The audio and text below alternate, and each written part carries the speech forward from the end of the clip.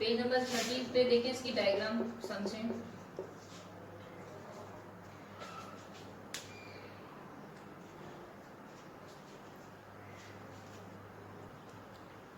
Cell membrane के बहुत से जानवरों के सेल्स में मुख्तलिफ किस्म के अज्जा को यानी कि एक साथ जमा करके वेस्कल्स में डाल रही होती हैं, जो वेस्कल की शक्ल इख्तियार कर लेती है, वहां पे सबको इकट्ठा करके, और जो प्रोसीजर का नाम दिया गया एंडोसाइटोसिस का नाम दिया गया है। वो क्या करती है, सेल मेम्ब्रेन सारे मटेरियल्स को क्या करती है, जमा करती है। मखसूस बता दिया था आई थिंक सो मैंने। मादों को आपस में इकट्ठा करके क्या करती है, सबको वैक्यूल्स की शक्ल में बना लेती है, और वो ये प्रोसेस क्या कहलाता है, एंडोसाइटोसिस कहलाता है। यानी ये मैं फंक्शन बता रही हूँ, अगेन मैं रिपीट कर देती हूँ। सेल मेम्ब्रेन क्या करती है, तमाम मटेरियल को इनफोल्ड करके क्या वैक्यूल्स की फॉर्म में बना देती है, और ये प्रोसीजर किस प्रोसेस के थ्रू बनाती है, एंडोसाइटोसिस के थ्रू ये मटेरियल को वैक्यूल्स की शक्ल में तब्दील कर देती है और फिर ट्रांसपोर्ट का काम करती है ये सेल मेम्ब्रेन। नेक्स्ट अब क्या, न्यूक्लियस। अब न्यूक्लियस सबसे पहले किसने दरियाफ्त किया, 1831 में रॉबर्ट हुक ने न्यूक्लियस को दरियाफ्त किया। इसे कैरियन का नाम भी, इसको न्यूक्लियस भी कहते हैं, कैरियन भी बोलते हैं। न्यूक्लियस क्या है, ये अहम और प्रोमिनेंट स्ट्रक्चर होता है किसी भी, जो कि किसी भी खलीए के अंदर यानी किसी भी सेल के अंदर मौजूद होता है। और न्यूक्लियस की शेप क्या है, स्फेरिकल होती है, irregular in shape. Nucleus is spherical और इर्रेगुलर इन शेप। जानवरों के सेल में न्यूक्लियस बिल्कुल सेंटर में मौजूद होता है, लेकिन प्लांट सेल में ये थोड़ा सा साइड में मौजूद होता है। प्लांट सेल्स में न्यूक्लियस क्यों मौजूद होता है, क्योंकि due to the presence of large vacuole की वजह से, जो कि न्यूक्लियस को सेल मेम्ब्रेन की तरफ धकेल देता है, और जिसकी वजह से ये जो न्यूक्लियस होता है वो साइड में आ जाता है प्लांट सेल्स में। और nucleus envelope bye double membrane called nuclear membrane. जो न्यूक्लियस किससे एनवेलप होता है, उसका जो किस में वो बंधा होता है, किस बाउंड्री से बंधा होता है, वो न्यूक्लियर मेम्ब्रेन कहलाती है।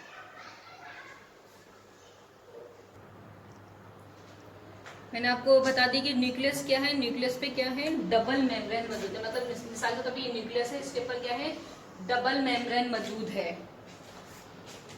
डबल मेम्ब्रेन पे क्या, न्यूक्लियस स्पोर्स और पोजेस ऑन मेम्ब्रेन। अब इस मेम्ब्रेन पे क्या होते हैं, स्पोर्स बनने लग जाते हैं, यानी कि ये जो इसके ऊपर मेम्ब्रेन के ऊपर डबल लेयर के ऊपर क्या है, स्पोर्स बनने शुरू हो गए। ये यानी कि नुक्ते नुक्ते से समझ लें, पोर समझ लें, सुराख समझने से, जो कि जेल लाइक सब्सटेंस को, यानी कि gel like substance called nucleoplasm, इसके अंदर से इन पोर के अंदर, मतलब इनके जो पोर्स है इनके अंदर जेल लाइक सब्सटेंस मौजूद होता है। इन सुराखों के अंदर, न्यूक्लियस पे जो डबल मेम्ब्रेन है उस पर जो सुराख है, इन सुराखों के अंदर क्या मौजूद होता है, जेल लाइक सब्सटेंस मौजूद होता है, जो कि क्या कहलाता है, न्यूक्लियोप्लाज्म कहलाता है।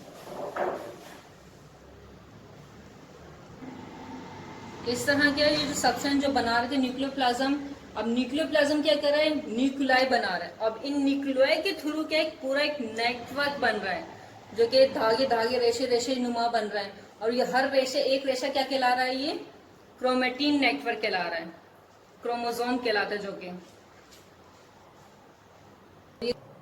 और ये क्रोमोसोम्स किसमें प्रोमिनेंट नजर आ रहे होते हैं, सेल डिवीजन के दौरान ये क्रोमोसोम्स प्रोमिनेंट यानी कि नजर आ रहे होते हैं।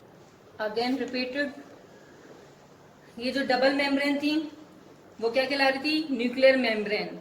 इस न्यूक्लियर मेम्ब्रेन के ऊपर पोर्स मौजूद थे, और हर पोर्स में क्या पोजेस कर रहा था, हर यानी मेम्ब्रेन पे जो पोर्स बने हुए हैं उसमें जो सुराख है उसमें क्या मौजूद है, एक सब्सटेंस मौजूद था, जो कि क्या कहला रहा था, जेल लाइक सब्सटेंस था, वो कहला था न्यूक्लियोप्लाज्म कहला रहा था। न्यूक्लियोप्लाज्म क्या बना रहा है, न्यूक्लियर बना रहा है, और न्यूक्लियाइड से पूरा network of thread like structure बन रहा है, पूरा एक यानी कि जाल नुमा, रेशेदार एक साख्त बन रही है, जो कि क्या कहला रहा था, क्रोमेटिन नेटवर्क कहला रहा था। और क्रोमेटिन नेटवर्क कब प्रोमिनेंट नजर आता है, सेल डिवीजन के दौरान कहलाते हैं। अब हर एक क्रोमेटिन नेटवर्क में एक एक जो रेशा है, एक रेशो को क्या बोलेंगे, क्रोमोसोम्स कहलाता है। और ये क्रोमोसोम बहुत अहमियत के हामिल होते हैं, इनकी मुख्तलिफ यानी कि प्रोमिनेंट साख्त होती है। ये क्या कहती है, डीएनए के तौर पे भी खसूसियात रखते हैं, जैसे deoxy deoxy ribo nucleic acid भी बोला जाता है, जैसे डीएनए और प्रोटीन में भी यानी कि आपस में मिलके बन रहे होते हैं। और डीएनए क्या कर रहा होता है, जो कि बहुत ज्यादा यानी कि सिग्निफिकेंट रोल रख रहा होता है इस एक्टिविटी के दौरान, इनहेरिटेंस के दौरान, किसी भी ग्रुप को कंट्रोलिंग के दौरान, यानी कि विरासती खसूसियात के हामिल होते हैं, जिसके डीएनए के थ्रू हम जैसे आम रूटीन में you know very well, every no I think के डीएनए के थ्रू हमें पता चलता है ये जो ऑर्गेनिज्म है वो किस ऑर्गेनिज्म से ताल्लुक रखता है, through the DNA. Okay, next topic